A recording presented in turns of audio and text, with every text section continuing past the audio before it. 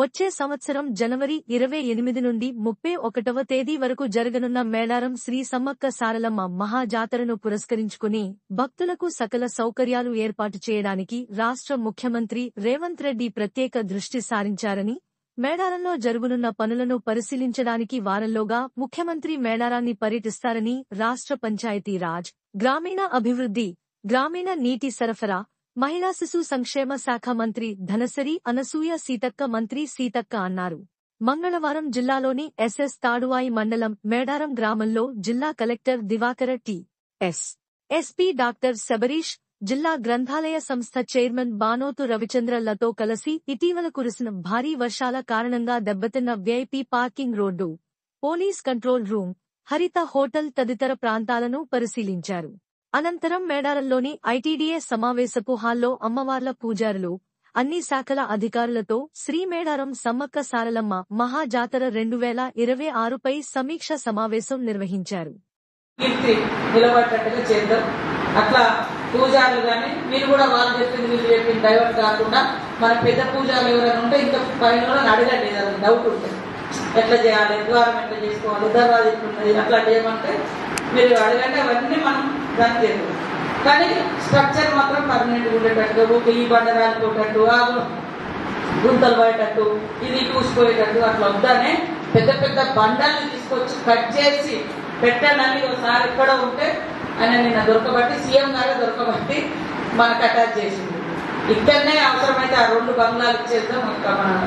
మన సార్లు బిల్డింగ్లు ఆన్నే కూర్చొని వాళ్ళే బండ మొత్తం కట్ చేసుకొని తీసుకొచ్చి ఫిట్ చేస్తా అంటారు. మీకు ఎప్పటికప్పుడు అందుబాటులో ఉంటారు. వాళ్ళకి డౌట్ ఉన్నా మీరు వాళ్ళు మిమ్మల్ని అంతా మీకు డౌట్ ఉన్నా వాళ్ళని మీరు కలుసుకొని వెంటనే ఇక్కడికి జరుగుతుంది. పని అవుతుంటే పూజారులు కానీ ఇక్కడ ఎండోమెంట్ అధికారులు కానీ ఎప్పటికప్పుడు వాళ్ళకు ఇది అవుతుంది, ఈ రోజు మీరు ఇట్లా చేస్తున్నాం రాండి అని కూడా చూపించుకుంటూ చేస్తే ఏం డౌట్ ఉంటుంది. ప్రతి స్టెప్ అందరూ కూర్చొని చేసుకుంటూ ఉంటారు. కాబట్టి 100 రోజులలో కంప్లీట్ చేయాలనేది టార్గెట్. ఖచ్చితంగా మనం ఇంకా బయట పనులన్నీ ఏ డిపార్ట్మెంట్ వాళ్ళు ఆ డిపార్ట్మెంట్ చేస్తారు. పూజారులు, ఎండోమెంట్ వాళ్ళు, ముఖ్యమంత్రి వస్తారు, ఒక గవర్నర్ వస్తారు, ఒక రాష్ట్రపతి కూడా వస్తుంది. ఇట్లా ఎన్నో జరుగుతుంది. స్టేట్ ఫెస్టివల్ ఉంది, జాతీయ పండుగ స్థాయిలో ఉన్నది. కాబట్టి దానికి తగ్గట్టుగా ఏర్పాట్లు, కట్టడాలు, నిర్మాణాలు కూడా ఉండాలని ఈసారి 150 కోట్లు బడ్జెట్లో పెట్టారు. ఇంకా కాకుండా రోడ్లకు వాటికి మేము ఇస్తూనే ఉన్నాం. పంచాయతీరాజ్ శాఖ రోడ్లు పంచాయతీరాజ్ ఇచ్చేసినాం. తర్వాత ఇప్పుడు ఆర్ఎంపీ రోడ్లు వేరే రోడ్ వైండింగ్ కూడా చేస్తున్నాం. కొద్దిగా సహకరించండి, డివైడర్ పెడతాం దాంట్లో చిన్నగా. కొద్దిగా ఏటోళ్ళు అటు వచ్చేటోళ్ళు పోయేటోళ్ళు మనం దేవుని తీసుకొచ్చినప్పుడు కూడా ఇబ్బందులు ఉండకుండా ఉంటాయి. ఇక ఊర్లో ఏం చేద్దాం అనేది మీరు ఊళ్ళో అందరూ కూర్చొని ఎంతవరకు చేయమంటే అంతవరకు. కొద్దిగా పూజారులు కానీ సంఘాలను పిలుచుకొని కొద్దిగా ఇప్పుడు మనుషుల శాస్త్రం కాదు, సమ్మక్క సారలమ్మ ఇక్కడ శాస్త్రం, భక్తి శాస్త్రం, విశ్వాసం శాస్త్రం ఉంటుంది, చరిత్ర శాస్త్రం ఉంటుంది, పర్మనెంట్ ఉంటుంది. దానికి తగ్గట్టుగా అందరినీ పరిగణలోకి తీసుకొని చేయాలి.